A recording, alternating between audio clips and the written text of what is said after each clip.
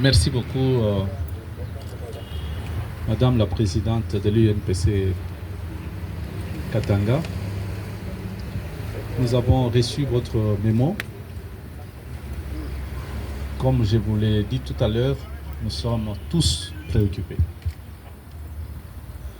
Vous avez dit tout à l'heure que je suis personnellement l'ami de la presse.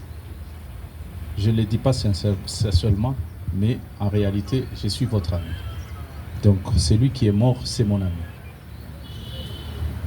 Les circonstances de sa mort me touchent.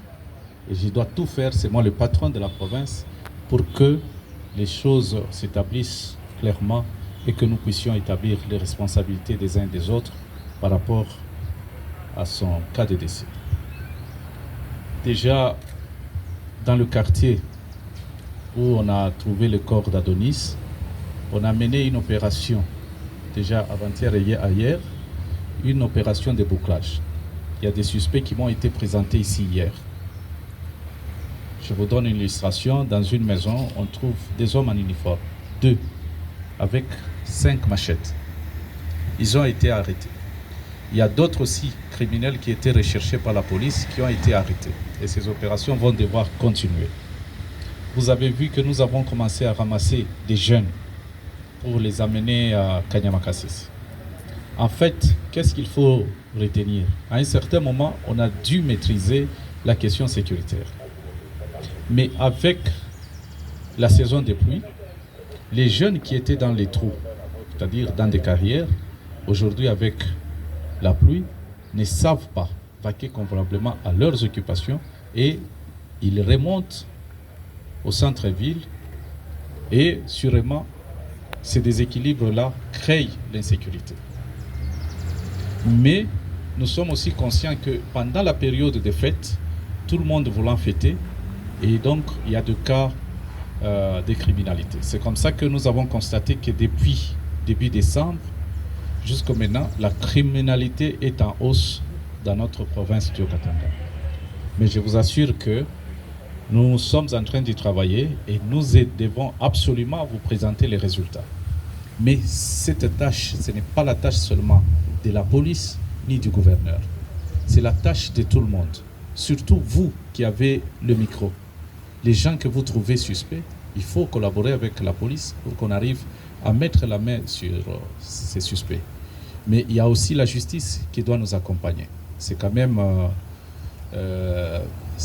désolant que des gens soient arrêtés parce qu'ils sont pointés par la population, signalés par la population, et les autorités mettent tout en place pour qu'on les arrête. Et quelques jours après, vous les revoyez encore parmi vous. Ça constitue même une source d'insécurité.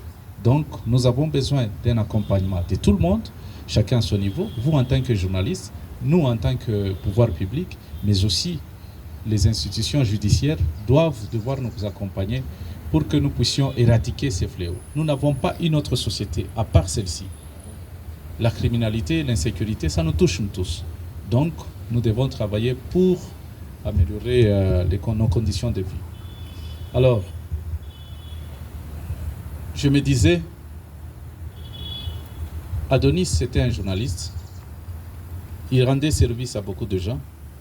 Moi, je vous dis particulièrement, je n'avais pas une relation particulière avec lui, mais j'ai eu à le suivre à la télé quelquefois et j'étais content, comme la plupart d'entre vous.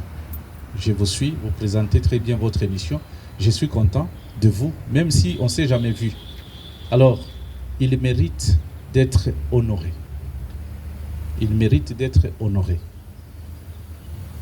Il est décédé dans les circonstances que nous connaissons tous, mais il doit être inhumé dans les circonstances dignes de son rang. Et je voudrais que nous tous, nous puissions nous mettre ensemble pour voir comment nous pouvons l'enterrer dignement. Cela, ça peut venir de vous et de nous. Nous nous mettrons ensemble et nous voyons comment nous pouvons l'enterrer dignement. Mais nous devons aussi nous dire que ça ne doit pas être une récupération des politiques. Il ne faut pas que les politiques fassent leur jeu. Les jeux des politiques, c'est que si je suis contre Kiaboula et qu'il y a un cas comme ça, l'argent va circuler pour que les amis de Kiaboula soient les ennemis de Kiaboula. Non. Non, non. Donc que les politiques se mettent à l'écart.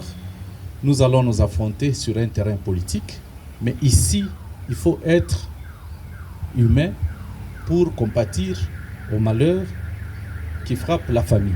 Il y a la veuve qui est restée, mais il y a aussi sa famille, sa mère qui est là. Donc, moi, tout ce que je vous demanderai, ici, UNPC est apolitique. Vous êtes là pour nous, les gens du pouvoir. Vous êtes là pour les opposants. Vous êtes là pour la population. Donc, les politiques se mettent à l'écart. On a notre